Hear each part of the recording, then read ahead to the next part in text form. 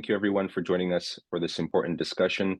We're joined by members of the AAA leadership team. We can start with some introductions. My name is Robel Alemu. I serve as Director of Communications as well as Senior Analyst for AAA. I'll give the floor to my colleagues to introduce themselves. Sure, I guess I'll go next. Hello, everyone. Thank you for joining us. Really looking forward to having this conversation. We did provide a link to the statement, so I hope you take some time to read it, and you can start asking your questions before the remarks began. My name is Tewodrose Tirfe. I am the chairman of the Amhara Association of America. Thank you, and I'll pass it on to Hone. Thanks, Ted. Hello, everyone. My name is Hone Mandefro. I am a AAA's Advocacy Director, and I work with different human rights organizations and the team in Ethiopia to coordinate the process for producing reports that you might have seen or come across on our website and social media accounts. Looking forward to hearing your thoughts in the question and answer and chat sessions. Thank you. Thank you, Hone. This is Nebiyou Mekonen. I'm the Director of Government Relations at AAA, and I look forward to this discussion. Thank you. Thank you very much for the introductions, team. From here, I think we can just give a brief overview of our activities at AAA. The AAA stands for the Amhara Association of America. This is an advocacy organization based in North America, primarily in the United States, but we also have members in Canada, such as myself. AAA documents conflict, violence, and political repression in Ethiopia, with a special focus on the targeting of Amhara communities, which we have documented has been a widespread epidemic, and which has led to the Amhara genocide, which is a central focus of our organization. And so AAA strives to educate various stakeholders on human rights trends, including US government offices, journalists, researchers, academics, and the general public. And we also have launched a new initiative called the Amhara War Updates Initiative. And this involves dedicated documentation of the Amhara War, which has gone on for the past 2+ years. And these involve daily updates as well as weekly reports, and sometimes more thematic reports as well. And this is very important because this is providing information, firsthand documentation of the war, which has not received its due attention in the international arena. And thanks to our reporting, we've seen reports citing these updates on a regular basis from various international organizations interested in conflict, in security, and related issues. So we invite our supporters and anybody interested to visit our website at www.amharaamerica.org, as well as our social media pages on X, formerly Twitter, Facebook, Telegram, TikTok, and YouTube. And you can find out more information from there. We'll make those links available in the chat very shortly. AAA also has ongoing collaboration with other civic organizations, particularly partner grassroots Amhara organizations based in the diaspora and also based in Ethiopia, although under the current environment of severe civil society repression, that has become very difficult.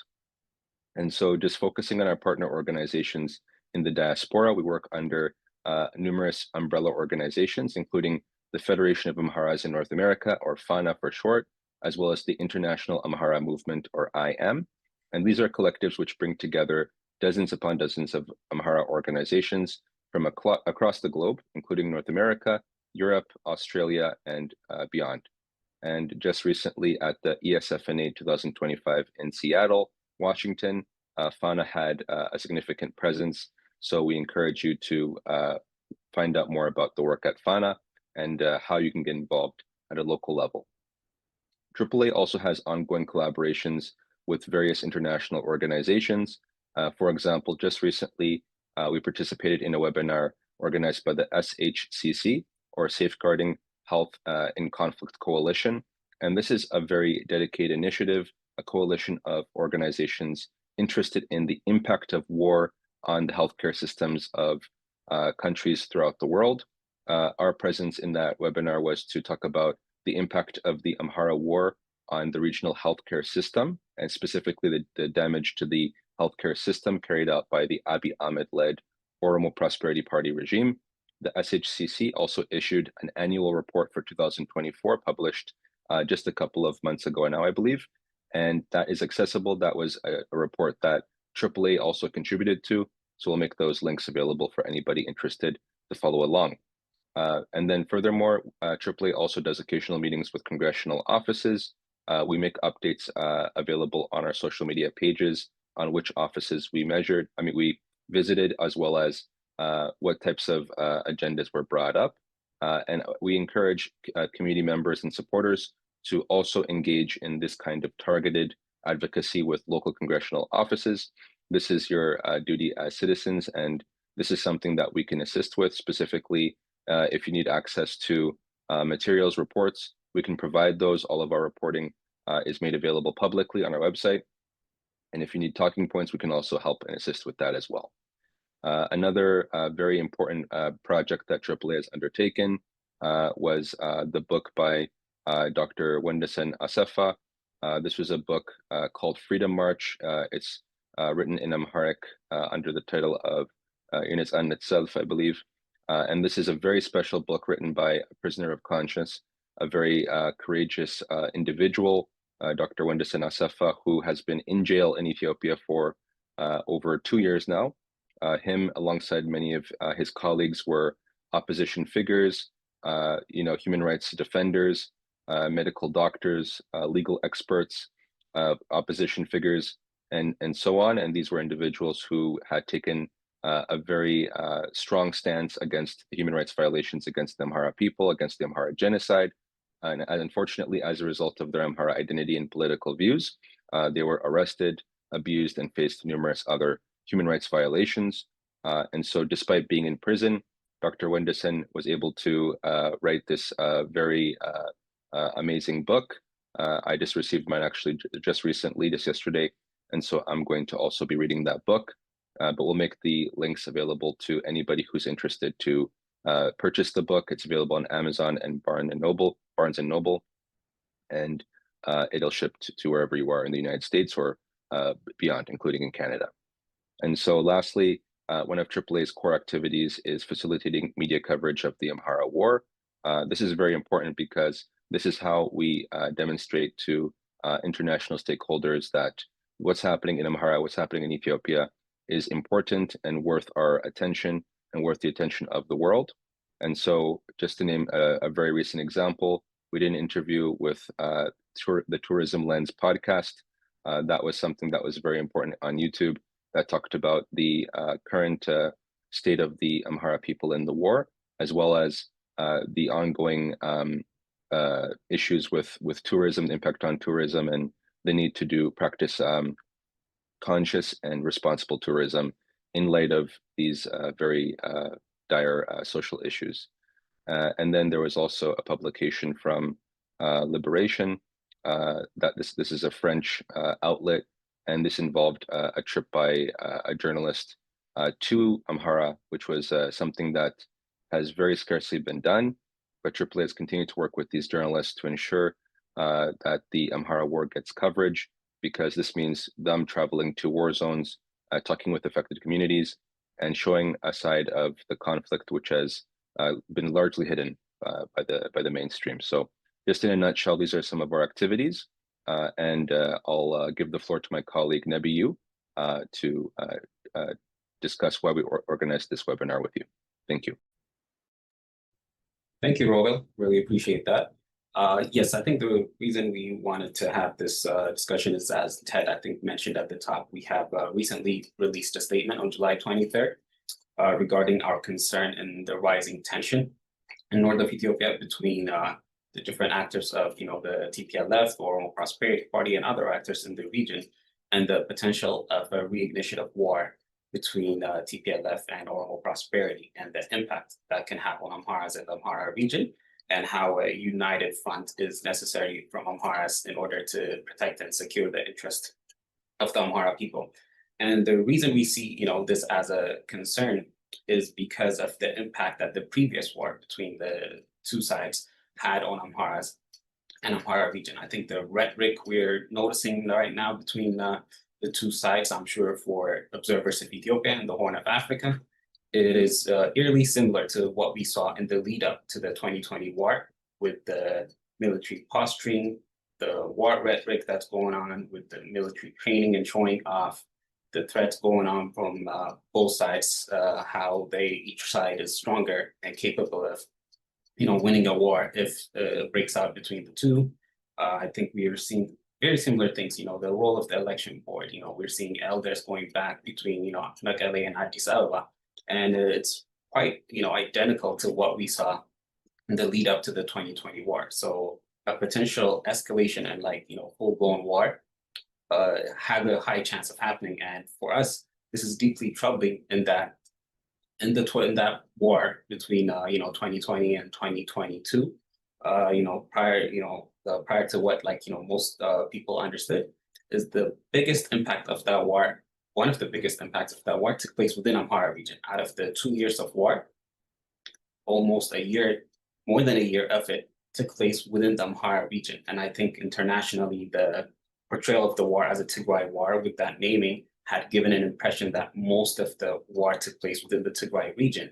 But outside of the first 7 months and maybe the last couple of months of the war, the majority of it took place in Amhara and Afar region as TPLF forces were trying to advance to the capital to take over. And in that attempt to get to the capital, they left a trail of devastations throughout the Amhara region and Afar region, where there were countless massacres that took place, destruction of healthcare, destruction of education systems that had devastated the region, the economy.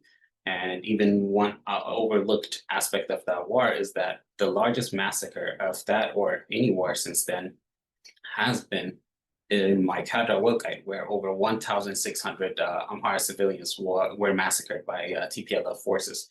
So this devastation, something that the Amhara people had endured with that war. And, post the signing of the flawed, Pretoria Agreement, even before the dust settled from that war, the Prosperity Party, the Oromo Prosperity Party regime in Abiy Ahmed, launched a full-scale war on Amhara people that has been devastating the entire region now for over 2 years. And, unfortunately, what we haven't seen is the same level of concern from the international, stakeholders who were instrumental in ending the first war to put any kind of pressure to end this war. And we have seen devastations, as AAA, an organization that documents this human rights violations. We have documented countless massacres that have taken place throughout the Amhara region over the last 2 years, countless drone strikes that have devastated civilians and civilian infrastructures. The Human Rights Watch, I believe, had a report that came out last year on the healthcare system in Amhara region, with showed that there was a deliberate destruction of the healthcare infrastructure by the Ethiopian army.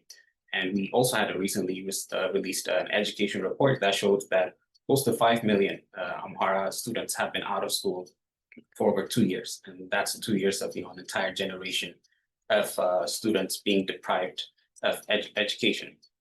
And for us, what has been troubling is in this, from the international actors, that played a role in getting the Pretoria Agreement signed. It seems like in their attempt at preserving that agreement, they implicitly almost gave the current regime a green light to wage its war on Amharas. And I think that is one tragedy that we've seen, with the lack of any international pressure on the regime to end the war or hold anyone accountable for it.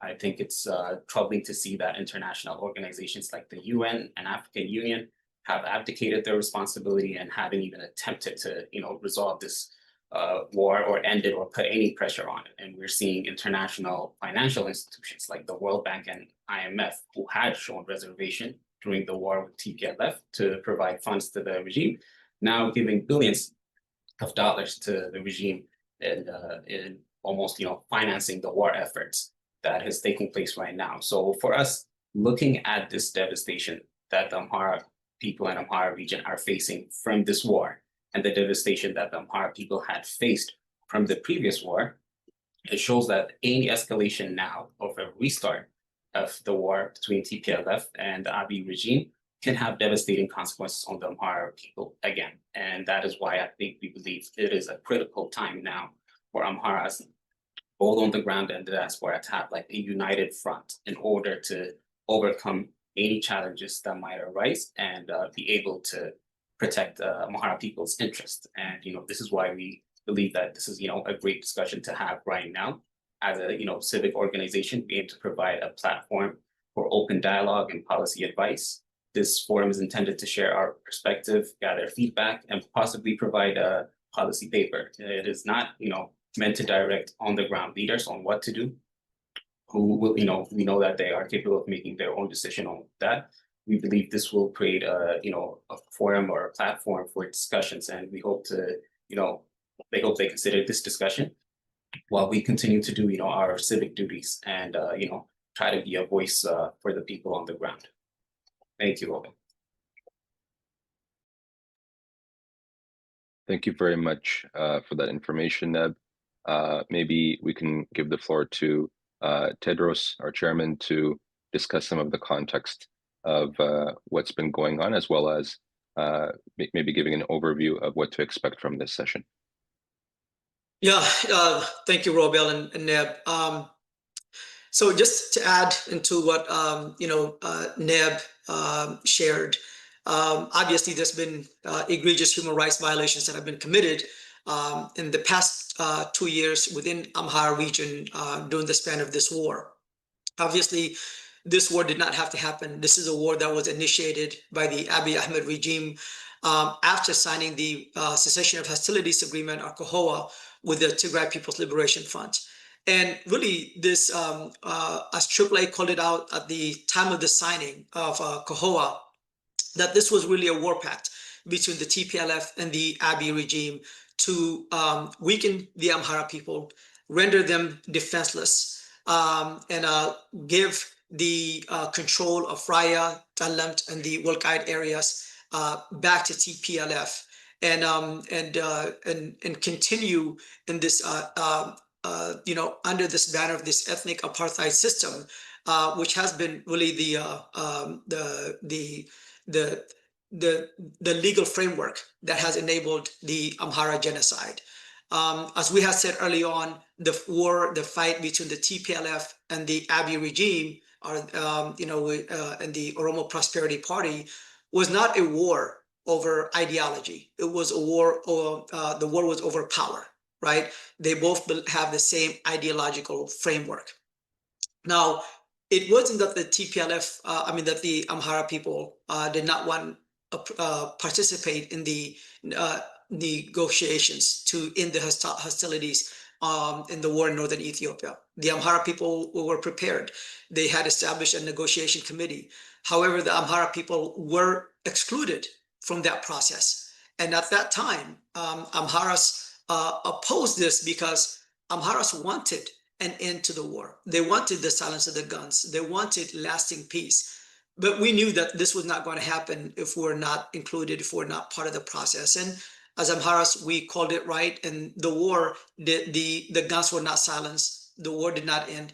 It was just confined into the Amhara region.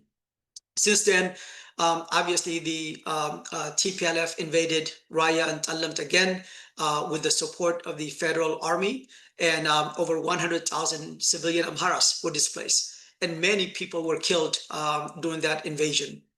And again, Amharas continue to suffer. But during the span of this war, what has happened is that the Fanos have gotten much bigger. Now the Fanos number in the hundreds of thousands.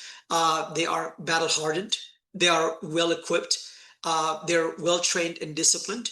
And the organizational structure of the Fanos continues to mature, as we have seen, and is now widely accepted that the Abiy regime and the Oromo Prosperity Party cannot defeat the Fanos. After over 2 years of war, they have been unable to defeat the Fanos. The region is under a federal command post. The Amhara Prosperity Party cannot govern the Amhara region. It has been rendered really ungovernable. And per the Fano forces themselves, close to 90% of the Amhara region is under Fano administration. And in those areas where the Fano administers, there's really no human rights violations been committed. The human rights violations are exclusively been committed by the Oromo Prosperity Party regime and also the TPLF forces in the areas that they control, in which there is an Amhara population. But the concern that we have right now is that there is another war potentially that can happen between the TPLF and the Oromo Prosperity Party. And this has real implications to the Amhara people, real implications. As Nebiyou said earlier, during their previous war, a lot of the fighting happened in the Amhara region. So what we are going to go through shortly is we're going to go through over some scenarios of what could happen and the implication of each scenario on the Amhara people. And what should Amhara people expect and what we need to do as a people to prepare for this war. Definitely there are some challenges and real risks to our people. But also there is opportunities. If as a people we can unite, we can work together. And when I mean unite it's not just in Ethiopia, but also unite here in the diaspora. We really need to work together and we can achieve our strategic objectives, ensure that we can end this genocide once and for all, and this oppression of our people that has lasted since the 1960s. So I'm going to turn it over to Hone to kind of like lay the ground for the various scenarios that we think. Well, first, I guess actually to Robel first to talk about the motivation, and then we'll go into the scenarios because the TPLF has a different motivation for why they want the war. The Oromo Prosperity Party has a different motivation for why they want the war. And after that, we're going to go into the scenarios and the potential outcomes of these scenarios and what should be the role of the Amhara people. So first, I'll turn it over to Robel to talk about the motivation. Thank you. Thank you very much, Ted. So to begin, when we talk about motivations, we're talking about what could possibly incentivize behaviors for armed confrontation or escalation of ongoing armed confrontation between these various regional actors, with a specific focus on the Tigray People's Liberation Front, or TPLF, as well as the Oromo Prosperity Party, or OPP regime led by Prime Minister Abiy Ahmed. And so when we talk about the TPLF, although we do understand there are factions that have emerged led by Debretsion and Getachew Reda and individuals within each of those factions. For the purposes of this discussion, we're just going to say TPLF just generally. So this could refer to the Tigrayan army, armed forces, their military generals, as well as the political structure throughout the Tigray region. And so TPLF could actually see a very prime opportunity to attempt to advance towards Arat Kilo, towards the national capital of Addis Ababa again. And when we say again, this is again a continuation of what we saw during the Northern Ethiopia War, during which TPLF attempted to cross through Amhara and Afar regions, as my colleagues outlined, committing all types of atrocities and genocidal massacres and all types of war crimes in an attempt to seize and capture power and restore the hegemonic Tigrayan domination that Ethiopia had seen under the EPRDF coalition for over 27 years, between 1991 to 2018. And so the reason why they could see this as a prime opportunity is the fact that through the Amhara War, Abiy's military has, the majority of Abiy's military has been preoccupied with fighting the Amhara Fano self-defense force. And over the course of the 2 years, the army, which was already fatigued from the Northern War, has actually lost additional capacity. So they've suffered tens of thousands of casualties in this fighting. They're weakened significantly. And so TPLF could see an opportunity to exploit. And then the other motivating factor, which is very important to mention, is their intention to re-annex contested Amhara territories. So this includes Walqait Agade Satitumara, this includes Raya Alamata and the surrounding areas in Wefla and as well as Elemt. And so these were areas that were forcibly annexed in the 1990s by the TPLF. And we saw essentially the expansion of the traditional province of Tigray to form the Tigray regional state, which included expanded territories, claiming lands from Amhara, as well as other bordering territories. And so the motivation for recapturing this territory is it's strategic. So this actually provides the TPLF with another international border.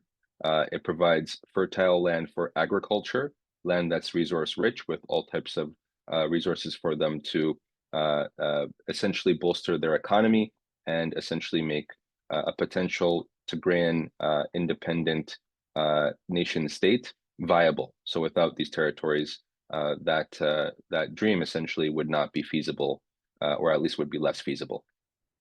And part of that is essentially continuing the genocide of the indigenous Amhara peoples. So my colleague Neb mentioned the Maikadra massacre, which was the single worst civilian massacre of the Northern Ethiopia War, in which over 1,600 Amhara civilians were killed.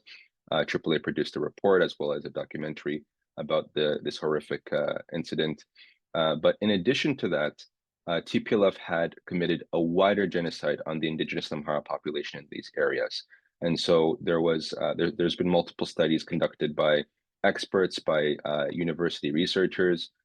In particular, I want to mention the University of Gondar into this historic genocide, which had seen, by some estimates, at least 60,000 Amhara civilians slaughtered systematically in concentration camps. And there's actually evidence of this in the form of mass graves.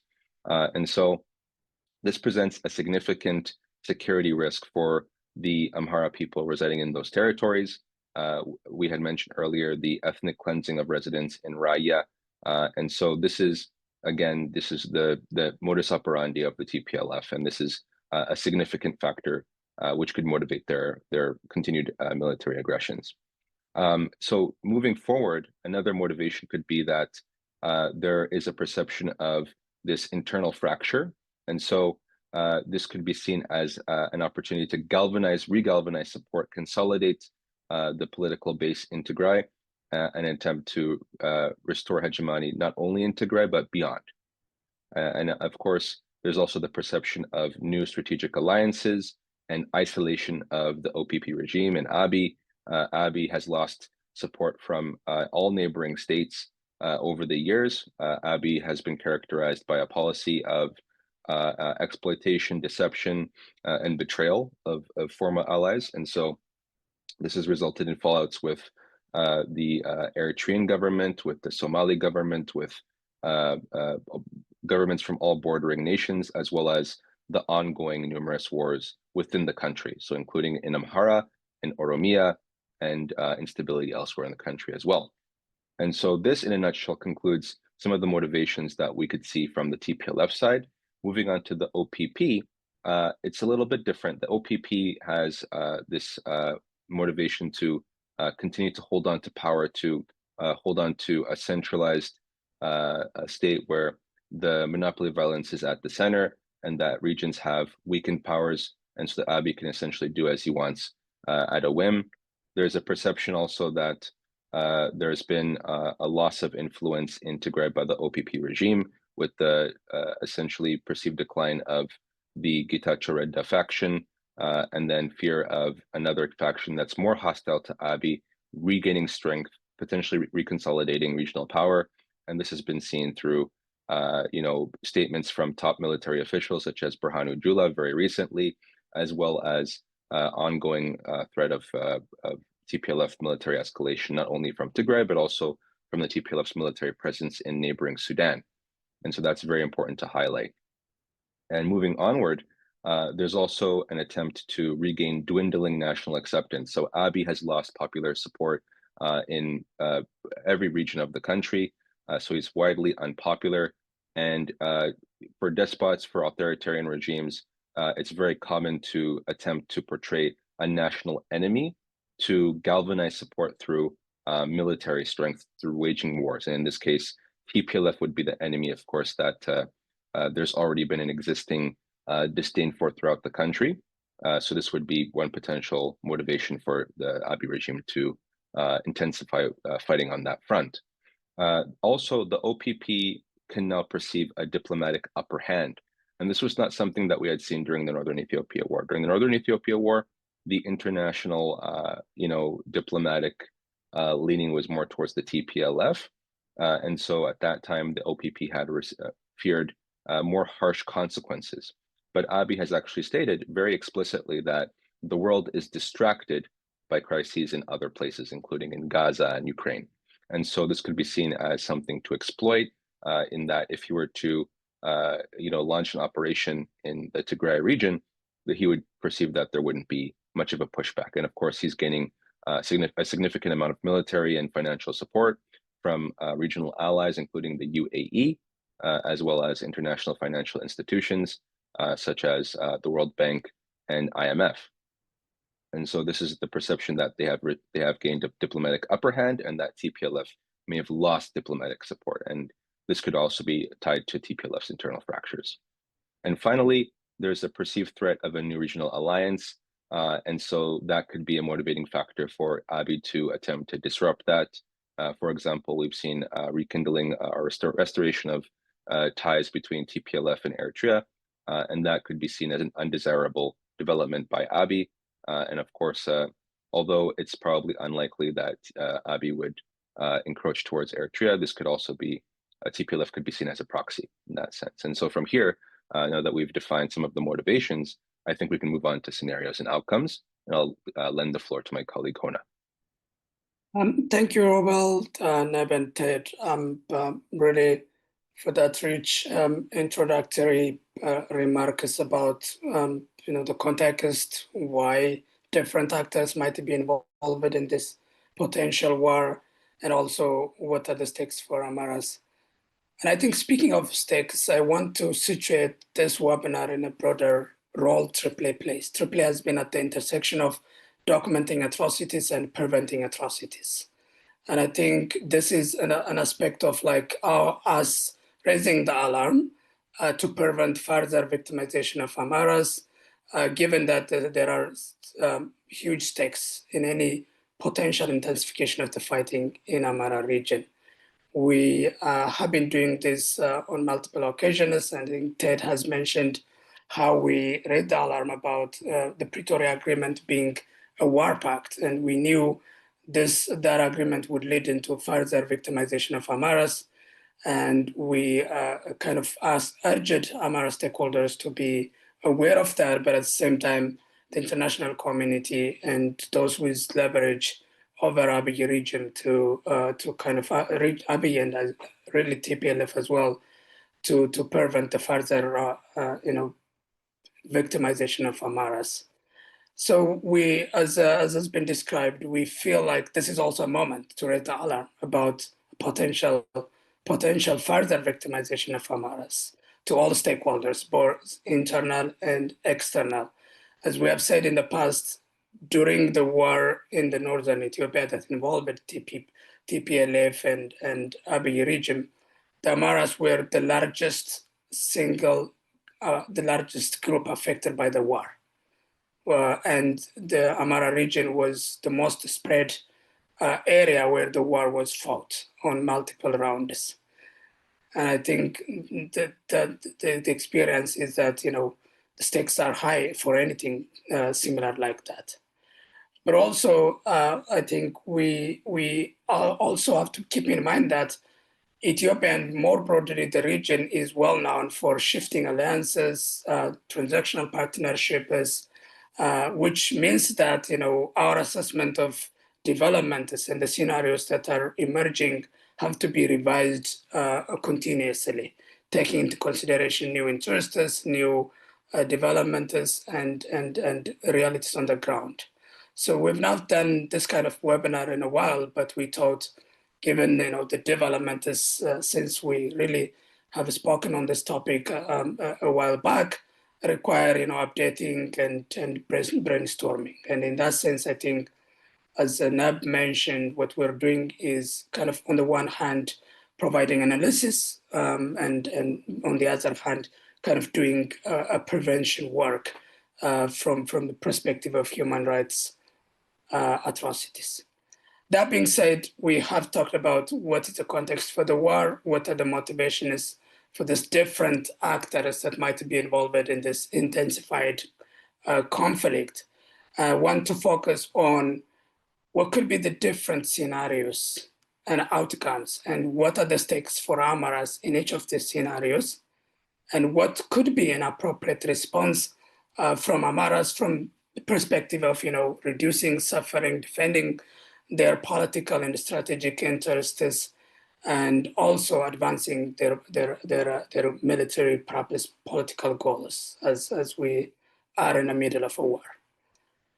So one can imagine multiple scenarios, but we anticipate that 3 scenarios so to be the most likely one. And we will begin with the first one, which is the fighting would erupt in Tigray and remains in there.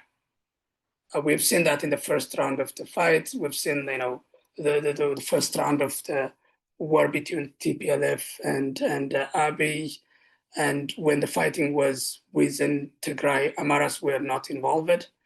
So there's a potential of that scenario repeating again.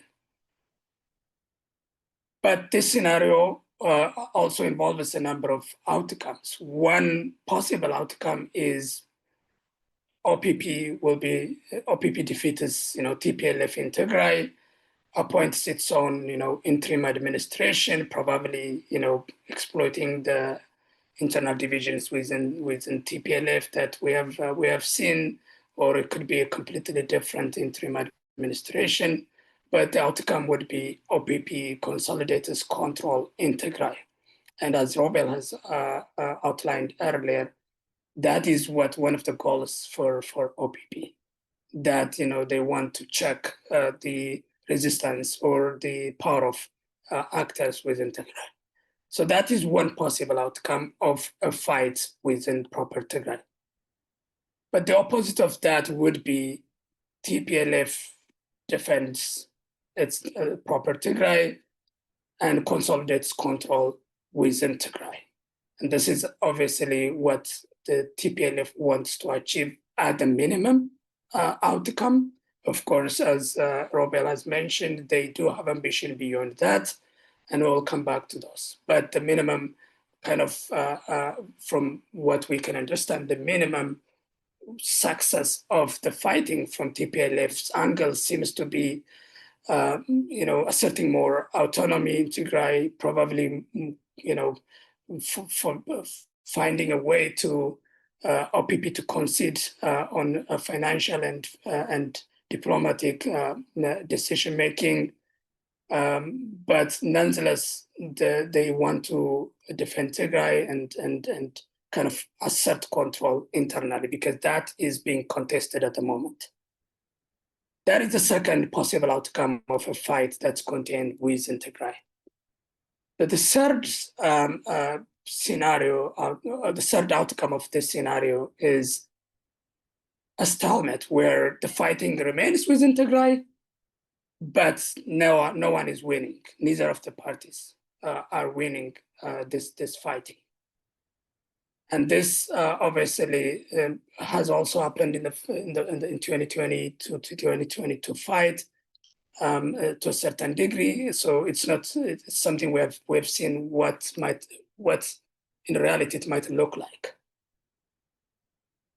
These are the 3 possible outcomes of a fighting within Tigray, and all of them have implications for Amhara's interests in a form of fighting coming to the border areas, but also TPLF asserting more control within Tigray could also mean would have a future implications and all that.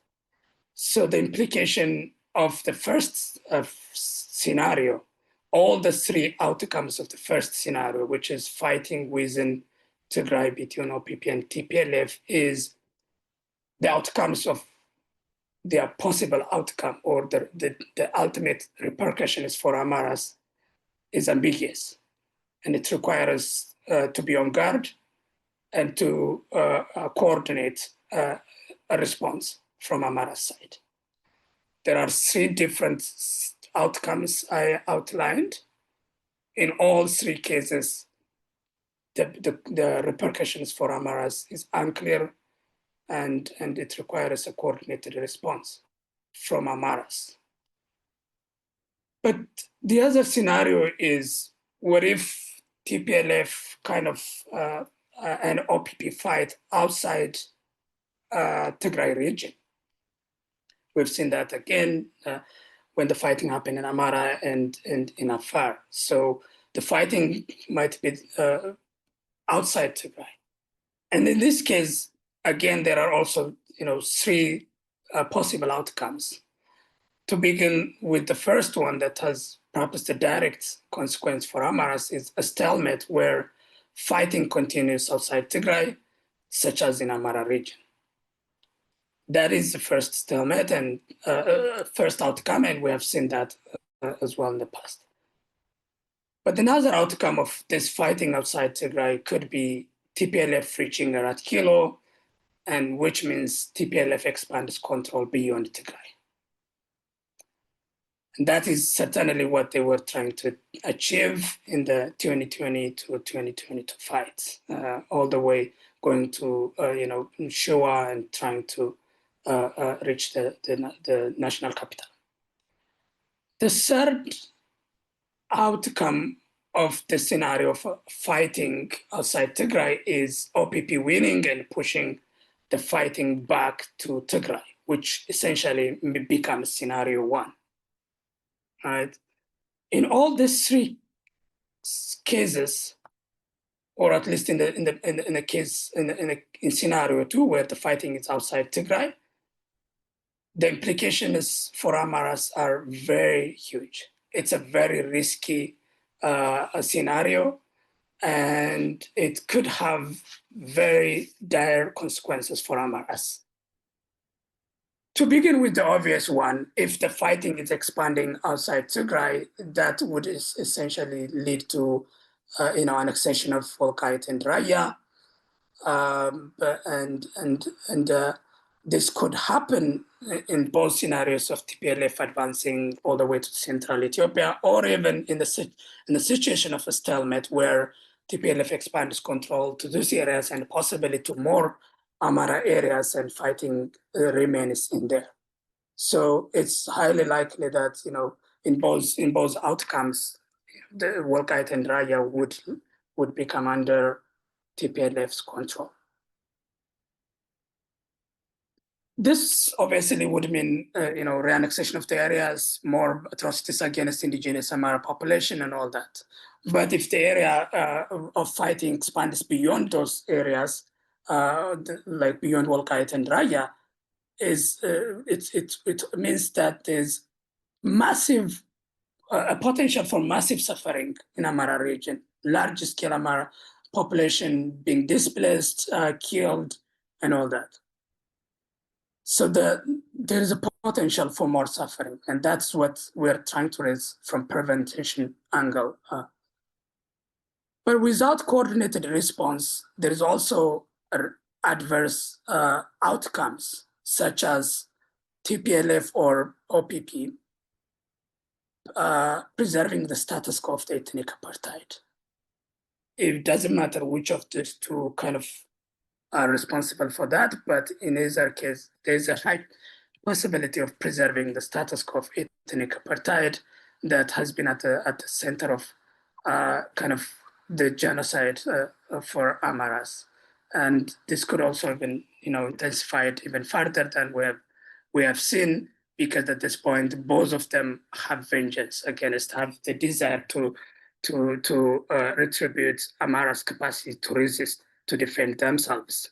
We've seen that being said by TPLF leaders, and now OPP leaders have been saying this openly in media again and again. So a consolidation by either of those could lead to potential retribution and further intensification of the genocide. But another angle to look to this risk even differently is in a condition of a stalemate where no one is winning, but the fighting is happening in Amhara lands. This might lead into an outcome of them turning into partnership over dividing, partitioning Amhara lands. Oromia actors, OPP, would be taking some land from Amharas around Showa, including Addis Ababa, and settling to govern Oromia and possibly other parts of Ethiopia. And then TPLF probably taking on Wolkayet and Raya, and maybe even taking more Amhara land as a defensive position for defending, for an eventual attempt by Amharas to regain these areas.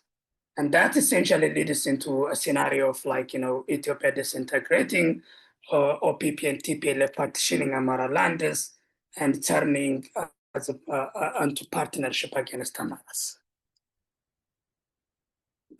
So this scenario outcomes are possible, obviously, to a different degree.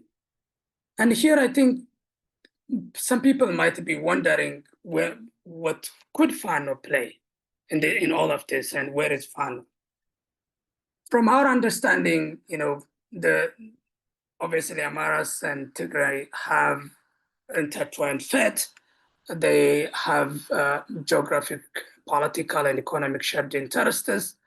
But an alliance between those two people and political elites have been prevented so far by TPLF's actions, including what they have done when they were in power, but at the same time, the continued desire to choke Amharas, both in terms of taking land, further marginalizing them, and to prosecute Amharas further. So from our angle, such possible alliance between Tigrayan and Amhara actors can only be possible if TPLF is willing to accept, its rightful place and would be open to a Fano-led coalition, and TPLF dropping its ambition to re-annex Wolkayet and Raya, and agreeing to implementing a transitional justice system to hold TPLF leaders who have committed,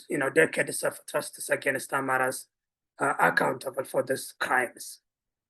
So this could be a condition of partnership, but we will leave it to you to kind of judge what is the likelihood of that.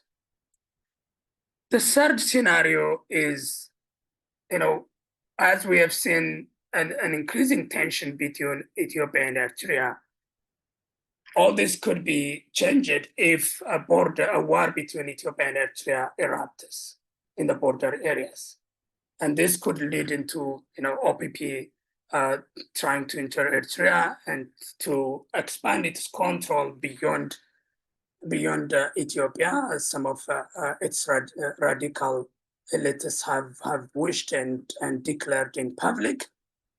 But it could also mean another outcome, which is Eritrea defeats OPP, and OPP will lose its control within Ethiopia.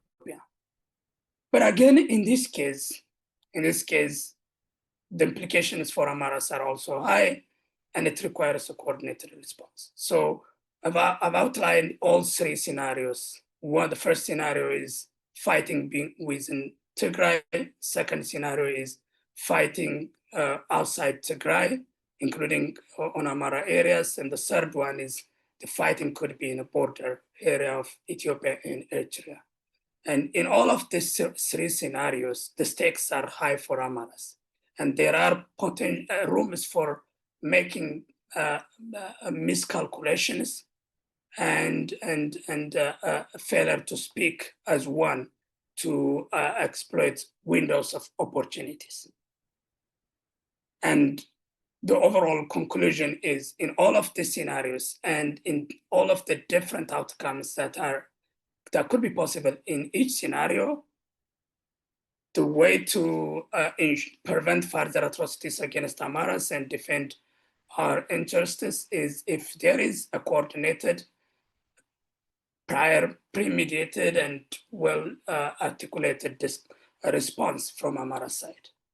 And I think that is why we wanted to talk about this today, to kind of start a conversation around that, hear from community members about some of our thinking is, and refine this for through brainstorming and feedback mechanism. I'll stop there and give it to kind of Neb to go for over the next section. Thank you, Hone. Really appreciate that.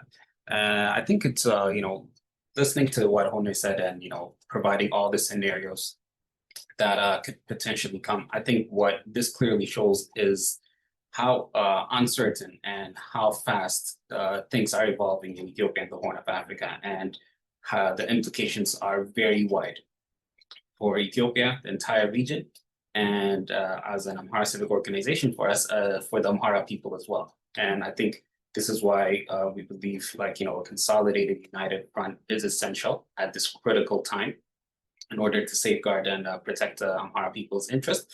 I think we've seen tremendous progress, from the finals on the ground from 2 years ago when the war broke out, and from them rising up to defend themselves, and the consolidation effort that they've gone through in the 2 year with the difficult circumstances in an active war with difficulty, with communications and others. The fact that they've been able to consolidate to strong centralized groups now, I think shows that there has been a huge progress made. And this current time that we're in, and the uncertainty that we are seeing, and the potential for a renewed war between TPLF and the Oromo Prosperity Party, and the implications that can have on Amharas, I think the time is now for finalizing this consolidation and having a united front in order to protect the Amhara people for any of the scenarios and outcomes that Hone had mentioned, and preparing the people to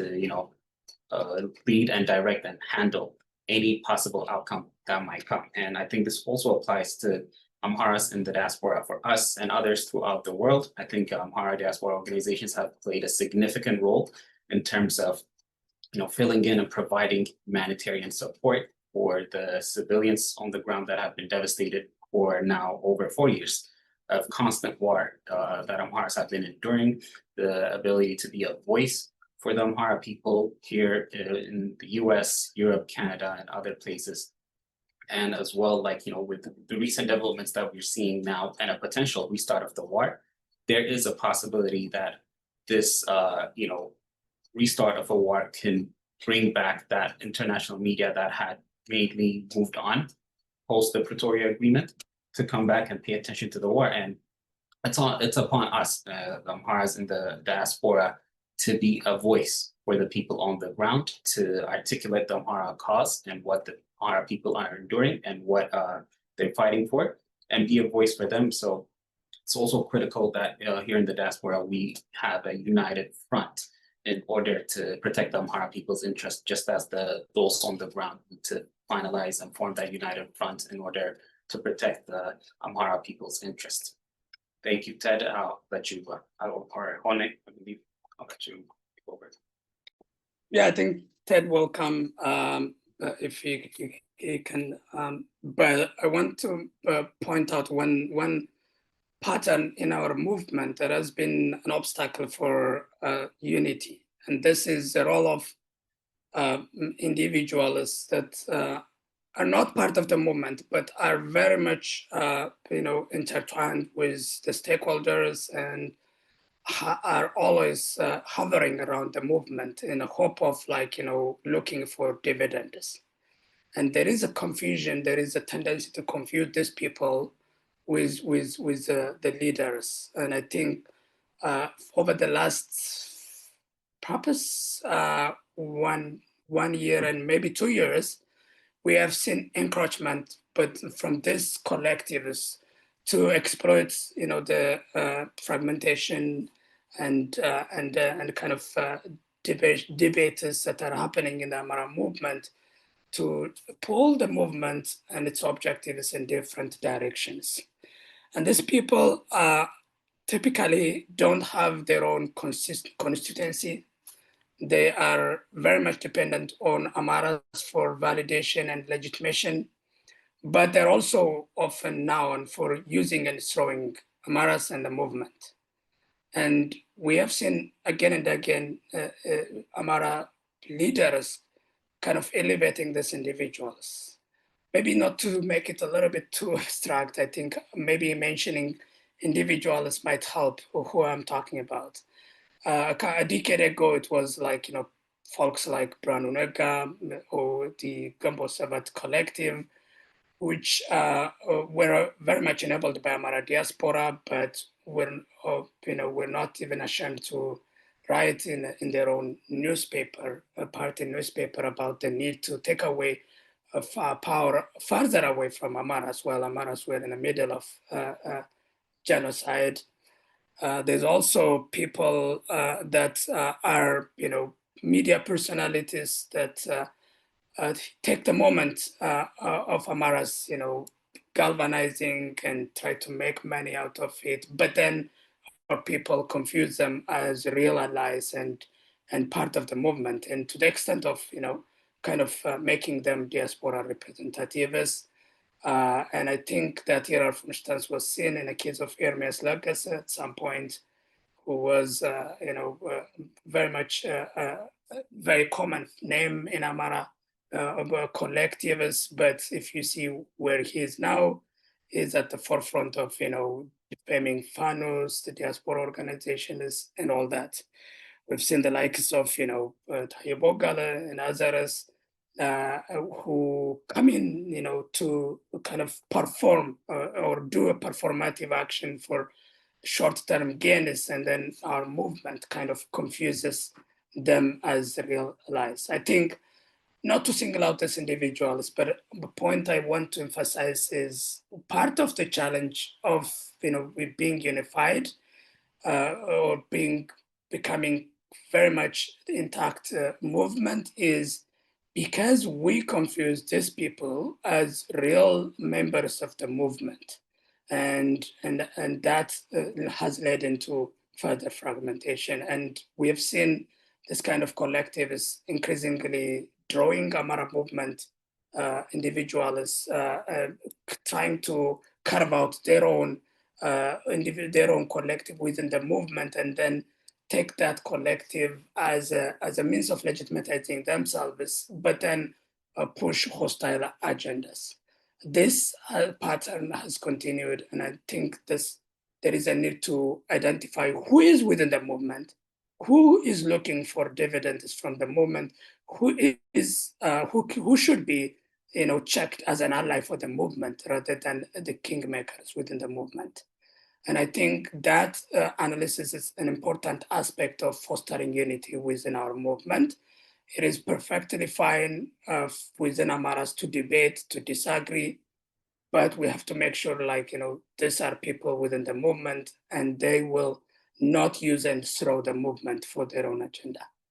And we have to be kind enough to be, to give passing, sometimes to be kind to each other when people who are within the movement but have different opinion. We don't have to cut, cords with those kind of individuals, and we have to have a high threshold of tolerance for people who hold different opinions. But that should not be confused with, bringing in people who are, so to say, kind of parasites to the movement, are there only to benefit from the movement, but will depart from the moment they see another force, such as, Abiy in 2018, that they thought would be a better host for them. So I think part of the challenge was confusion between who is an ally, who should be checked at the gate and allowed to contribute within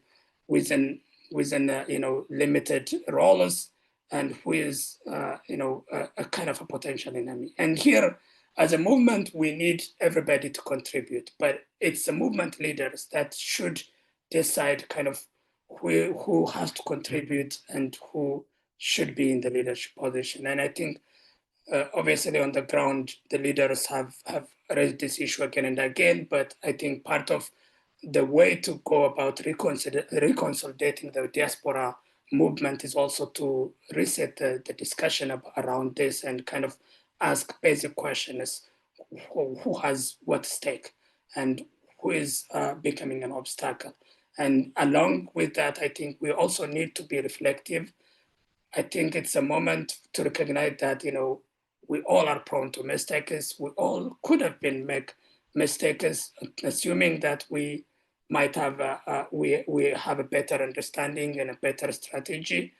But as I said, we need to be gracious to each other. We need to build bridges and kind of reconsolidate the diaspora movement as well. I'll stop there for now. Thank you, Hone. Just what I want to reflect on a bit is really in terms of like how far the movement has come, but also what more needs to be done.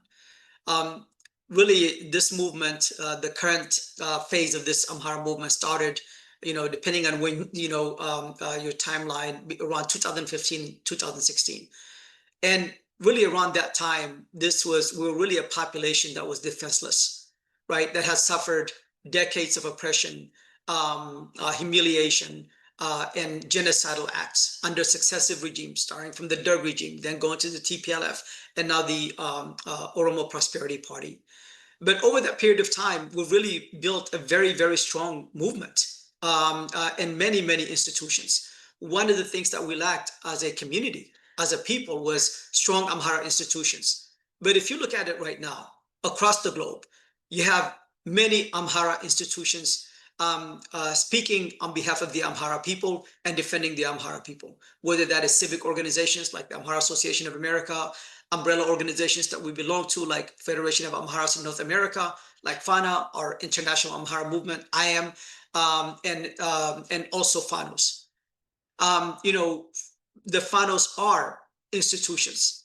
They started out, in their Kabeles, moved on regionally, and then established the Amhara Fano National Force, and then also the Amhara Fano People's Organization. So these are institutions. Now we have civic organizations that are documenting atrocities, that are doing advocacy work. We have, FANOS that serve as the, military and also political representation of the Amhara people. So we have now a defense posture. We have media organizations. Now, everywhere we have a lot of Amhara medias. We're not dependent on non-Amhara's medias now to get our information in terms of like what is happening to our people. We have academics that are writing in academic journals about Amhara people. We have, Amharas now going before international media, working in a collaborative fashion with international institutions such as the UN, the African Union as well. One of the things that we did as an organization is file a legal complaint with the African Commission on Human and People's Rights on behalf of Amharas and Walega. So we have come a long way, but we are still in the midst of a war. And there is genocidal acts been committed against the Amhara people. Now there's a potentially new threat, a new war that can start on top of the war that is going on right now. So the risks are really, really great. And so a war between the TPLF and the Oromo Prosperity Party has dire consequences for the Amhara people, who are now really at war with the Abiy regime and his Oromo Prosperity Party. We've laid out the scenarios. There are 3 scenarios. These are the most likely scenarios that we think can happen, and the consequences of each scenarios, and what we need. What we need is our leaders to step up. And what we mean by leaders is the Fano leaders, the leaders of civic organizations, to come together and unite the people. So long as we are disunited, we are not going to be able to address this threat. If you speak to regular Amharas, whether they are here in the diaspora or in Ethiopia or in Africa and Europe, wherever that they might be, what they want is for Amharas to come together, because it is only if we come together that we can defeat these forces that have been committing a genocide against our people. What could be more important than the survival of our people? So what could be more important than facing these threats together? Whatever differences that we might have internally, we need to have an internal discussion, come to an understanding, but we cannot take this to a public arena where we are fighting each other or killing each other when we have other forces that are attacking us publicly and are also killing our people, raping our women, destroying our schools.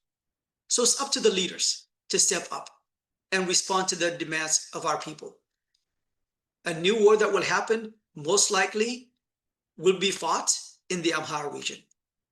Imagine the destruction, imagine the killing if we don't step up and come together as a people.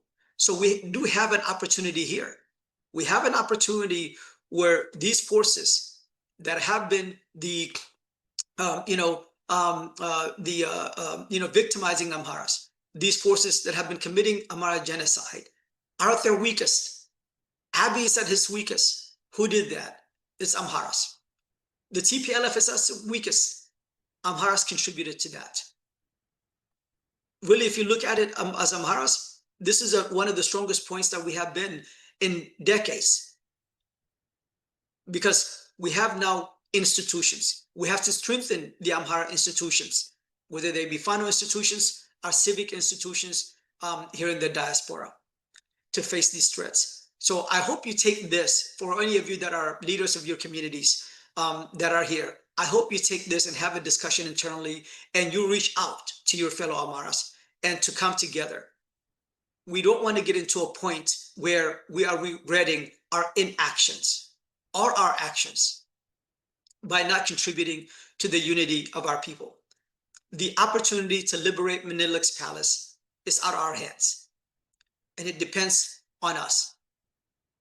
So this is really what I want to leave you with. If you have any questions, we're more than happy to respond to any questions that you have about our statement or about the scenarios that we've laid before you. Thank you very much, Ted, for that wonderful conclusion. Very powerful. I think at this point we can transition to Q&A. So I think so far we've received just a couple of comments, but one question. So maybe I can start by reading the question, and I can see if I can start to provide a response. So the person who asked the question is asking anonymously. So just to remind everyone, we do ask that you identify yourself, where you're based, and any organizational affiliations when asking questions. But I'm going to go ahead and answer anyway. So the attendee is asking, do all of these scenarios inevitably portray the Amhara as lacking any agency, as if power rests solely with the OPP and TPLF? If Fano has already demonstrated the ability to hold its ground against Abiy's genocidal army, why assume it could not do the same against the TPLF? So I think to address that, I think maybe there may have been a misunderstanding of what we've been saying, because I don't think we insinuated that the Fano could not hold its own against the TPLF. We did not say that anywhere in our presentation. Also, when we say, I don't think we are insinuating that the Amhara are lacking agency. Rather, the objective of this exercise was to talk about this impending threat, this intensification of rhetoric of military escalation between the TPLF and the OPP.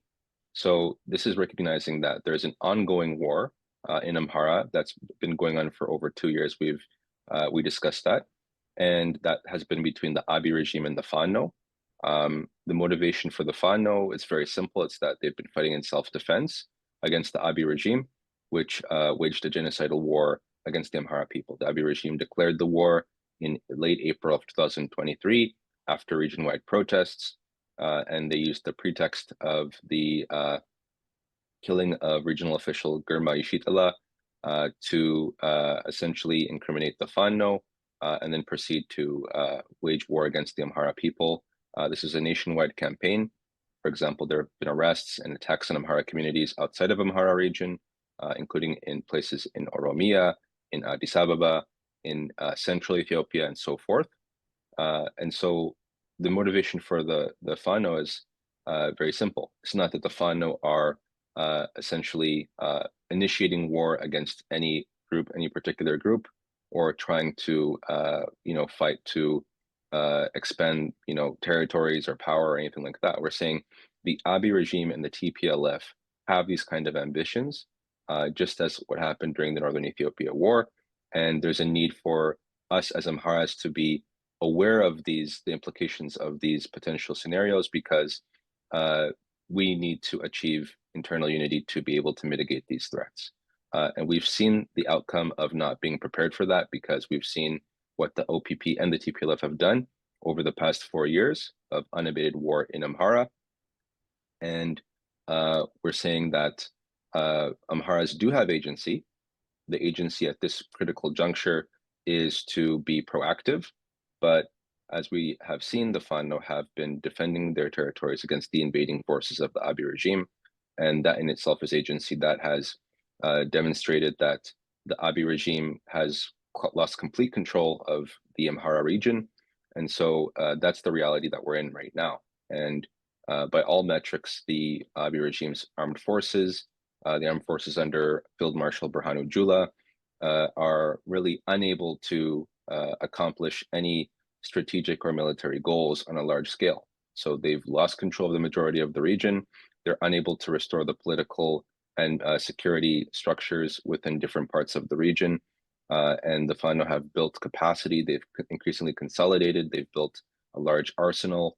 And this was done without any support or backing from any other domestic or external actors. And I think that shows that there is immense potential among Amhara military, political, and civil actors. And on our part, as a part of the civil wing of the Amhara stakeholders, our role is to support victims of the war, communities under genocidal siege, and to try to provide analysis and insights and perspective, so that all Amhara stakeholders can think with a single unified mode of thinking. I think that's achievable. Through our past efforts, we've shown our capacity to collaborate with our partners. We're seeking to broaden that coalition to bring in new perspectives, new, fresh ways of thinking, and together to be a support system and a backbone for our communities in need, because they are in need. There's a very serious existential threat against the Amhara people, and it's up to us to be proactive and to really be working on a regular basis to make a difference. And that's something that's a responsibility not only for us, but I think for all Amhara stakeholders, and especially for those in the diaspora, where we have this unique situation away from the direct consequences of the Abiy regime, in order to be outspoken with our real faces, with our identities, with our thoughts, being able to express them freely, and without the need for the secrecy or hiding or engaging in any types of acts in service of the Abiy regime. So that's what I want to say about that question. Maybe if anybody else has anything to add that I missed, please feel free to supplement what I said. Just real quickly there, Robel. As we've said early on, what we're doing is we are raising the alarm because we see the danger, the threat to the Amhara people. Before the war in Northern Ethiopia started in 2020, as an organization, we raised the alarm of a possible war between the TPLF and Abiy and his Oromo Prosperity Party, because we understood the implication on the Amhara people. We were not prepared, and because as a people were not prepared, you all know the destruction that was placed on the Amhara people by the TPLF when they invaded on multiple occasions, Wollo and Gondar and Shoa. Again, after when the negotiation started, as an organization, we raised the alarm again, and we collaborated with Amhara partners to establish an Amhara People's Negotiation Delegation to take part in the negotiation process, because we wanted lasting peace and the silencing of the guns, but warning that if Amharas are not part of this negotiation process, that the war would continue. As Amharas were not heeded, the war continued. Before Abiy invaded the Amhara region in 2023, there was a warning, again, that Abiy is not a friend. Abiy is going to try to weaken Amharas because the cessation of hostilities agreement was a war pact, and is to give away indigenous Amhara lands like Wolkait and Raya and Talant to the TPLF. We were not prepared as a people. Thankfully, there were a lot of courageous, fighters from the Amhara Special Forces militias that joined the Fanos, and they were able to withstand this. And what we're doing right now is raising the alarm that there could be a new war between these two groups that will have severe implications on on Amharas. And it is only if Fanos unite, it is only if Amharas unite that we can face this threat by both the Oromo Prosperity Party and the Tigray People's Liberation Front. As you know, if we are fragmented, we're not going to be able to respond to this threat. So as a people, we have agency. As Fanos have agency. As our civic organizations have agency. Just because you have agency, that doesn't mean you can win. If you are a fragmented agent, you need to be a unified agent. And that's really what we're, the point of this discussion and the point of our statement. I'll stop there. Thank you. There's a question that came in. Yeah, I think we're monitoring the question. Yeah. But maybe before we go to the next question, I want to quickly say two things on this question, and I think it's a very important question. That we believe like Amharas have been are at the moment at their strongest position in recent history. And that's because of like the past few years, Amharas kind of, even without, where there were times we missed opportunities, we kind of also collectively made changes and efforts that that ended up building our agency. But agency is not static. It's not something you kind of hold it in a box and walk around. You have to continuously reinforce it because it's going to be always facing, limitations from others, from enemies, from competing forces. And so you always have to think in this context, how do I build my leverage? How do I build my agency? And that's, I think, what we need to always be thinking about. And in this particular case, the situation is going to be very complex. There are multiple scenarios and multiple possible outcomes we outlined. And this complexity means that you have to always be on the guard. You have to base your actions on a careful analysis and strategic alignment. But more importantly, your agency will depend on internal caution. The worst response to this potential war is a divided response. More than anything else, obviously there are possibilities of a wrong response. But as long as it's a unified response, that will be better than a divided response. And that is, I think, what we want to really emphasize. The best case scenario for approaching this war is through a coordinated response. That would require internal debate, discussion, consensus building, explicit strategizing, explicit mobilization of the people around the strategy, also preemptive actions. And that's the call from AAA side, is to prevent further atrocities against Amharas and to defend our interests. This is the moment to start that internal cohesion building.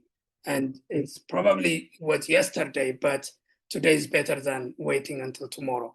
And I think that's the message we want to send across today through this webinar. I'll turn over to Robel maybe for further response. Thank you for that response, Hone. We have received additional questions. Just a reminder, we are asking anybody who has questions to identify themselves, their name, where they're located, and any organizational affiliations. With the first question, we excuse that, but we are asking that that be respected, just for the purposes of security. But with that being said, I think there are some emerging themes, especially around unity amongst the diaspora, the Welkite situation, especially with the regional dynamics that we discussed, the Welkite administration and their alignments. There is a question about the role of the Amhara diaspora, including youth and professionals, in supporting a united front through both politically and through advocacy or humanitarian efforts. And then about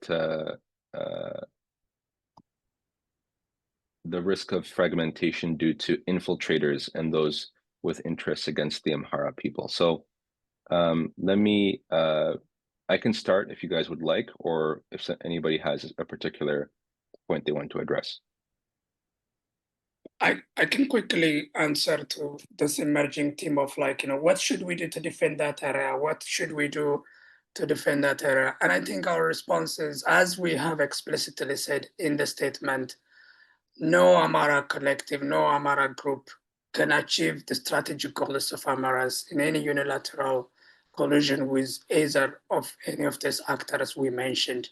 Our strength emanates from our unity. And the experience over the last 2 years has shown us that, if you see how we control the narrative about Pretoria, it could have been easily painted as oh, it was inclusive, but Tripoli and other actors collaborated on pushing back on that to the extent of formally announcing a delegation and putting the onus on the facilitators and on others and putting them at failure really helped us to galvanize, but also to defend our narrative. That's one example. But also what happened since then, the fact that the fighting happened in multiple parts of Amhara region at the same time, really stretched the military and kind of reduced the atrocities the military could have committed if the fighting was concentrated in one particular area. So the way to go to defend any Amhara across Ethiopia and even globally is to coordinate and to synchronize our efforts along at the Amhara scale. I think there could be temporary gains that could be made from unilateral actions, but the only sustainable guarantee is making sure other Amharas understand our agenda. They are on board with our concerns to defend that, and be invested in that. And that is, I think we've always been consistently say, our fate is intertwined. No Amhara will be free until all Amharas are free. And we have to keep this in principle when we draw in terms of specific plans for specific areas. Of course, in practice, that could mean a number of things, and that will be determined by actors on the ground who have a better grasp and a better command of the realities and what would work and what should not work. But in general, the way to be prepared for any eventual attack from anybody is to be united and to be prepared in advance. And can I just make a point here, because I think it's important I read this out, and so that instead of being generic, we can provide maybe a direct response. Because Nigas asked, my question is, how can we as members of the diaspora play a vital role in promoting unity while the concept of unity, it is not being realized in practice? How can we do this? We're becoming fragmented due to infiltrators and interest against Amhara people. There are actions that we all take, obviously, to promote this unity, Nigas and everyone. And it starts with conversations. I'm getting a message saying my internet connection is unstable, so please let me know if I'm not audible. Am I still audible? Okay, so one of the actions that we take as an organization is that we do reach out and not just only speak, but also collaborate with Amhara organizations across the globe. And this is one of the actions that we take. When we are hosting, for example, media briefings, for the finals, we try our best to be inclusive and bring, all the final representatives to the extent that we can. if they cannot be part of it, to make sure that they have access. But it's reaching out across and having conversations. So long as that organization or those individuals are principled on Amhara issues. It's only when they deviate from Amhara issues, and we can see that. We saw how when NAMA as an organization, those that remained, deviated from the Amhara principles, those core Amhara principles that this movement was founded on. And Amhara civic organizations came together a few months ago and condemned NAMA, ostracizing NAMA, because it is not it is not a principled Amhara organization. But we need to have these conversations, have a talk, reach out, come to some level of understanding, and it's okay, and being okay as a community to having disagreements on some issues. We don't have to agree 100% on everything, especially on approach, right? If we, agree that there's a genocide being committed, if we agree that, the Abiy Ahmed and the Oromo Prosperity Party are a threat, if we agree that Tigray People's Liberation Front is a threat, then we can come up with a way to address these threats together. And if we agree on 5 out of 10, that's great. Let's work together on those 5. Right? It can't be like we agree on 5 out of 10, but we don't have an agreement on the other 5, so we're not going to work together. And if we have that kind of mindset, then we're going to be fragmented in some corners, right? And we're not going to be able to address these threats. So just be willing to collaborate, be willing to talk. Don't expect that things have to be perfect. You can't have, it's okay and being okay to have disagreements on some issues. So I think that's one of the things that I will say, and sometimes being okay to having awkward moments even within our community, and not reverting to attacks. Thank you very much for that response, Tewodrose. I think we have one other question that we haven't addressed that we just received from Ambassador Burhanu Meskel Nagga. So maybe just reading that. This is a timely topic that Amharas must clearly understand and address. The TPLF, the root of all evils, is attempting to exploit the current situation and initiate another war. The TPLF has multiple objectives for this potential conflict: to regain power and reestablish dominance, to reinforce the ethnic apartheid system, as well as reoccupy liberated Amhara lands. While there are indications that the TPLF may seek some form of collaboration with Amhara forces, however, it must be clear that any alliance with the TPLF would not serve Amhara's strategic interests. Given this context, the only viable option for the Amhara people is to unite and defend ourselves against assaults from both the OPP and the TPLF. In fact, any war between the OPP and the TPLF could potentially benefit the Amhara people if managed in a coordinated and unified manner. The Amhara forces must take the situation seriously and work towards unity. So would anyone like to address that? Maybe Nebiyou? Thank you, Robel. I think this is a very important point that Ambassador Burhanu Meskel made, and very crucial to discuss that at this moment. I think one thing I'm sure international observers of Ethiopia that have seen all the shifting alliance between groups that they didn't anticipate would happen in such a short period of time. One question they might have is like, okay, would there potentially be a tactical alliance, of either Fanos with either TPLF or the Oromo Prosperity regime? And I think Burhanu Meskel made a very important point in that these two forces have played a significant role, and the major role, and pretty much what Amharas have been enduring now for the past 35 years, from the system that TPLF was able to impose on Ethiopia with the ethnic apartheid system that has been used systematically to marginalize politically, economically, and pretty much be a tool to be used to commit the genocide on Amharas over the last 30 years. And then the current regime with Abiy using that tool to intensify and scale up that genocide. It's clear that both the sides have the leading role in what Amharas are enduring right now. There is this perception, I think, from the outsiders who see this current system and even TPLF, the way it promotes it as, this system was designed in order to basically, accommodate Ethiopia's diversity. But when you look at the reality, the main goal and intention of this system was centered on disenfranchising and demonizing and weakening and pretty much attacking Amharas. And I think one example of that would be, Meles Zenawi, who was, pretty much the brain of the TPLF and architect of this system, was interviewed. What's his name? Herman Cohen, the former Assistant Secretary of State to Africa, who ushered in TPLF in the 1990s, was interviewed about, I think, 10, 15 years ago on Eastside.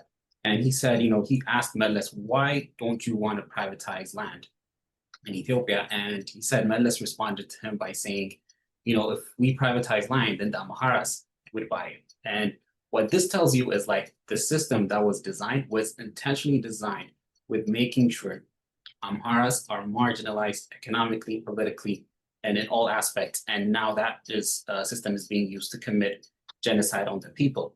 So now we're faced with these two forces that are responsible for the Amhara genocide on the verge of war. And there are those that might ask for, would a tactical alliance of finals with either side be in the interest of Amharas? And I think Ambassador Brahana Meskel made a good point in that this would be detrimental to Amharas. And I think the one thing would be important to look at is just looking at the track record of both the sides and how tactical alliance has fared for any group that had made that alliance with them. And I think if we, for example, look at the TPLF and its history, in the early 90s, when they came to power, they had tactical alliance with the EPLF, they had tactical alliance with OLF and Amhara forces, and they came to, were able to get to Arat Kilo and basically backstab all those forces and consolidate power and rule Ethiopia for 27 years. And then you look at, Abiy and the Oromo Prosperity Parties and how tactical alliance with them has fared for the forces that have made that alliance. The recent war is a clear example of that with the tactical alliance the Oromo Prosperity had formed with Amhara, Afar, and Eritrean forces, and looking at right now how they had backstabbed almost all of them at this point. So looking at the track record of both these forces, the Oromo Prosperity Party and TPLF, it is pretty clear that any tactical alliance that FANO or any force would make with these two groups will end up being backstabbed. So I think making sure understanding that and also knowing that with Amharas, the role that the FANOs have played over the past 2 years in fighting the entire Ethiopian regime and being able to decimate the army without much of an external backing and to hold their own for this long clearly displays the strength that FANOs have. And the biggest strength for FANOs has always been their people, the people on the ground who have backed them consistently in defending them from the genocide that's been waged on them. So I think the right approach, as the main focus of our discussion has been, is like, if we have this united front on the ground within the FANOs, in the diaspora, there won't even be a need for tactical alliance for Amharas to secure and protect their interests. And any form of doing that with this both these forces that have caused tremendous suffering for the Amhara people can have detrimental impact for the Amhara people in the long run.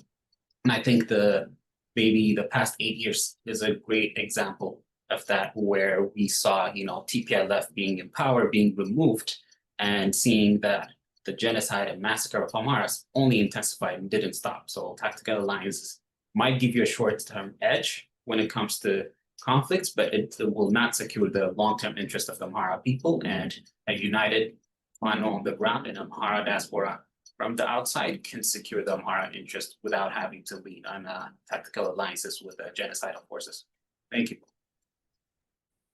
If I may just quickly add on that response, I think that's crux of the matter. I think when we say about the complexities, the stakes, these are the things that Ambassador Brahana Meskel brought up that we have in mind, and the way for us to respond, or the way we think we should respond, is two things. One, the outcome of any relationship with any actor will depend on internal unity and clarity.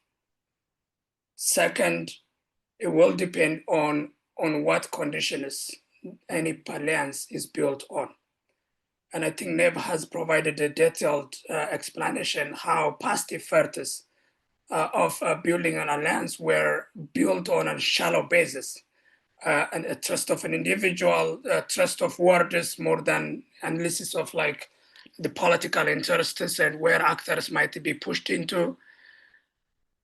We have seen how that could be detrimental. Like the 2018, so-called transition failed because Amharas and more broadly Ethiopians didn't base their alliance of coalitions on a serious political analysis, and we worry that while partnership with anyone is good, it's as long as it's beneficial to your interests.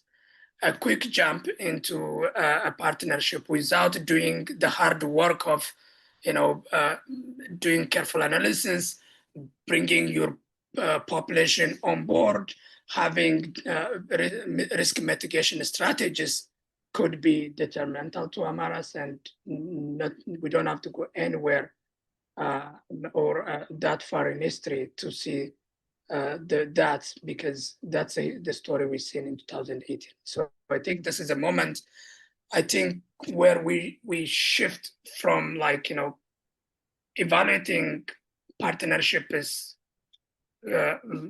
with anyone based on what is our stake, what is their stake, where do we meet and diverge.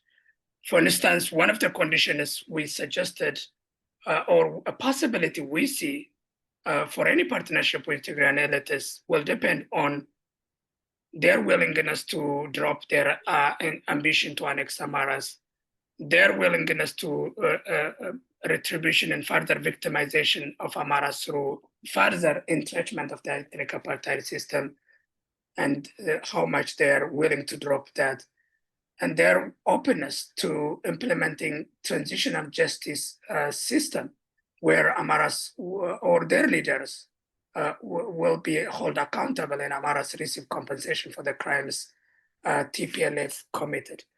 So if TPLF is interested, it's the ball is on the table. Like, as long as Amharas are unified around this kind of conditions, and as long as there is a proper means of ensuring these are delivered, Amharas have any issue with Tigrayan populations. We live next to each other. We haven't shared interests and all that. But the question is, will they be willing to do this? That is a question they can only answer. Our job is to put on rightful demands, to ensure that we are united on those demands, and to ensure that we're ready for whatever response they give. Maybe in terms of the question on Amharic, I'll come to that, Robel, at the end. I think I'll let you answer as a question. So we have two more questions, and I think those are going to be our final questions. The first one is in English, and it's just talking about interventions that AAA has planned in collaboration with international actors to reduce impact of the conflict on education, health, and economic sectors. It's talking about the lack of farming or lack of opportunity to for farming because of the war and allies of the Amhara movement.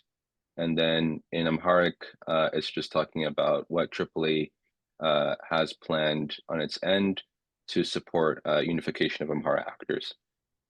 So I think maybe I can comment on the first one. For the first one, AAA actually has produced reporting on all of these topics and has worked closely with international organizations to provide our findings to ensure that what's happening in the Amhara war is communicated to actors who have interests in those sectors. So earlier in this presentation, or this webinar rather, we talked about our intervention with the SHCC, and that's talking about the impact of the war on the healthcare system in the region. They produced an annual report for 2024, and we participated in their webinar. So this is information that we helped support towards publication, and in our webinar appearance, we were able to essentially interface with actors from various international communities to raise awareness. In response, we received a lot of interest as well as communications with questions from folks who work for various international organizations. So we've continued to communicate with these stakeholders, keep them informed, and help to raise awareness of the issues and the gaps to promote further action on those topics. On the topic of education, we produced a report dedicated to the impact of the Amhara War on the education system. So all of these links have been shared in the chat below. So for anybody interested, you can access those reports, those links to learn more. But the education report was a thematic report published earlier this year, a few months ago, and it was talking about trends of destruction of educational facilities, the large numbers of students who haven't been attending educational facilities as a result of the war, attacks on schools, including drone strikes by the Abiy regime, and so on and so forth. And so these things are still happening. We're continuing to document them. We're continuing to publish our reports, and these are being cited by other international actors. And so we will continue that engagement, and we'll keep our community members updated on these activities. So just be sure to follow us on our social media pages to get up-to-date information about these developments. And I'll give the floor to whoever wants to address the next question. So the next question is by Mesfin, and basically to summarize, it's what is AAA doing to help bring together unify the Amhara civic organizations, institutions here in the diaspora. One of the things I can say is, I guess several things I can say to this effect is, AAA is a founding member of FANA, our Federation of Amharas in North America, which serves as an umbrella organization for many Amhara organizations here in the US to collaborate and work together. And we were a founding member, and I served as the first president of FANA. So this is one way that we contributed into bringing Amharas, together to collaborate and coordinate. And then also AAA is a founding member of International Amhara Movement, an umbrella organization for Amhara organizations across the globe. So similar to FANA, but IAM is at the global level. And I served as the vice president for FANA, for IAM as well. And so this is one of the ways that we contributed. And also when we meet and we talk and collaborate with Amhara organizations that are outside of these umbrella organizations, we do encourage them to join so that they can collaborate not just with AAA, but even with more Amhara organizations, because FANA and IAM serves as a platform for Amhara organizations to collaborate. Now, if for whatever reason these Amhara organizations, if they are genuine Amhara organizations, do not join, we'll still work with them. We'll collaborate with them. We'll talk to them. We'll provide support. As individuals, we have traveled, across the U.S. and Canada, as invited guests by local Amhara organizations, to speak at their event, whether it be a fundraiser or some kind of community event. And that's part of our effort to help strengthen these organizations. Is part of our effort to build the brand of these organizations, to get more members to join them, and also to encourage more collaboration with their sister organizations. So we're going to continue to do this. We're going to continue to make this call, make this encouragement, and do our part, play our role in encouraging these organizations to work in a collaborative fashion. Though I am not, none of us, really none of the AAA leaders are now in as officers in FANA or in IAM. We serve in committees. To help strengthen these organizations. Just because we're not in as officers, that doesn't mean that we stop being active and engaged in these organizations. We serve in many different committees to continue to strengthen these umbrella organizations. So, that's one of the things, that's really a way that AAA has been active in this. And we encourage, Amhara leaders, civic organizations to do the same. We believe in strengthening Amhara institutions. And we believe that we need to have as many Amhara organizations, especially at the local level, as we can. We have, for example, an Amhara association in Nevada that is active in Las Vegas. Let's have one in Reno. Let's have one in every city in Texas. Let's have one in every city in California. Let's have one in every city in New York. And then for these Amhara organizations to collaborate. Because at the local level, it's important that we have organizations at the local level. But also let's have Amhara civic organizations, national level. Amhara organizations that are more specific. For example, Amhara Lawyers Association, Amhara Medical Associations. These professional type of organizations are also needed and wanted because they will play a different niche role, and encouraging these organizations to collaborate and work together. Do we have any questions remaining? I think we're going to wrap up now, Ted. So maybe we can move to concluding remarks. Sure. If anybody has any final words, just very brief, just because we're running on 2 hours now, and I know we had planned just to go maybe to an hour and a half. So I think that's a good duration for this webinar. Yep, I agree. Yeah, I'll just quickly say, I've seen some of the commenters. Thank you for the commenters.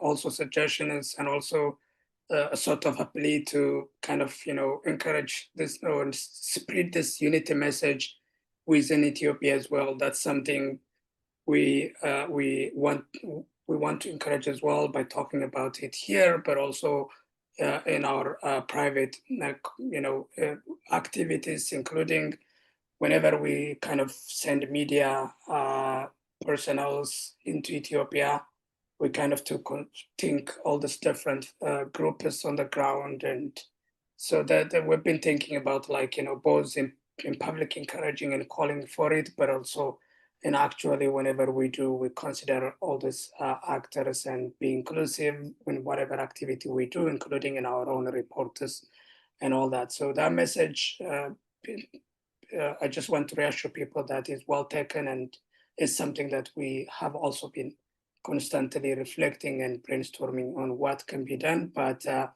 if I want to say one thing, just for some people that might have joined at the end, we presented a different scenarios of how the war might go, and all that the detailed scenario shows that the best way we can prepare and respond for this different possibilities, including the one possibility where TPLF and OPP may settle to be partners partitioning Amhara land is by building internal cohesion and be prepared to minimize the risk and take exploit opportunities that might open up because of this new development. So the best thing we could do is to prepare and build unity internally. And that's the message I think I want to encourage all of you to kind of exhibit in your daily actions, but also spread widely in your networks. But for today, from my side, thank you for joining. I hope this conversation continues in other ways, because ultimately that's what we want to see. Until we see you in other events, from my end, thank you and goodbye.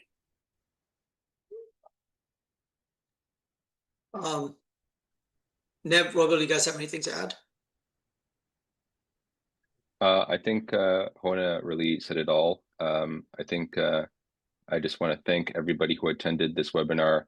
Our AAA team is going to continue to try to engage with supporters, with community members to address this and other related important pressing issues. This is a time, as we've said, to foster unity, and that involves internal discussions and dialogue. And so we invite you to support us. Our work is also made possible through generous donations from donors like yourselves, from supporters. So we invite you to visit our website at www.amharaamerica.org and provide regular donations. And this is what supports our regular human rights documentation, including funding our team of human rights investigators based in Ethiopia, which are documenting the Amhara war on a regular daily basis. Thank you. Yeah, so one thing I want to say is when we see, oftentimes as individuals, when we see a threat, a potential threat, we get scared, we get frustrated because of the unknown. And that's natural, right? For that type of reaction.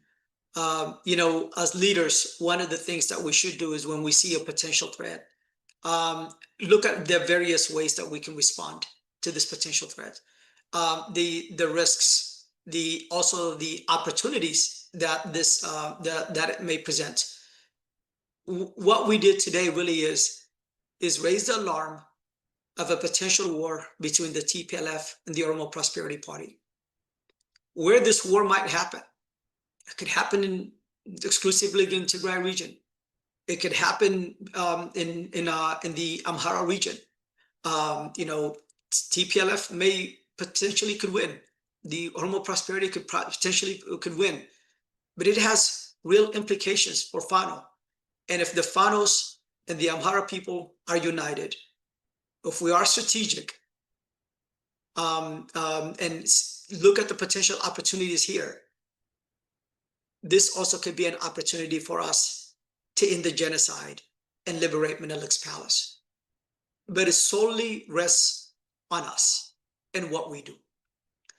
And so for the leaders that might be here listening, our call to you, our challenge to you is contribute to that unification. And it starts by having that conversation.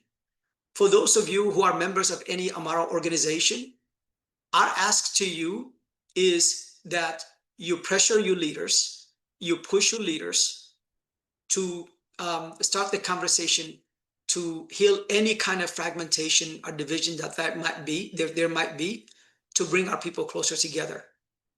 The risks are too great for our people. We're talking about the lives of real people, of real individuals here. We're talking about, the country potentially also being dismantling, which has real implications also on the Amhara people. Look how the Amharas took the risk of pushing back against the TPLF in 2016. The TPLF was removed and sent to Mekelle. Look at what the Amhara people did by coming together when the TPLF invaded Amhara region in 2020 and pushing back. And now the Amhara people have that position and capacity to defend themselves against Abiy regime. So Amharas have done a pretty good job, really, of taking an opportunity of the risks that have been posed to us as a people. And as we've said, we're really at our strongest point right now. And if we can be strategic, in how we respond to these threats, we can finally bring an end to this genocide and liberate Menelik's palace. With that said, thank you for joining us. If you know how to reach our organization, please visit our website. Please subscribe to our social media accounts so you can get our latest reports. We're producing regular reports from daily and weekly reports so you can stay abreast of what's happening, to our people in Ethiopia, but also be abreast of AAA's activities here in the diaspora. Thank you for joining us and hope you have a good rest of your day.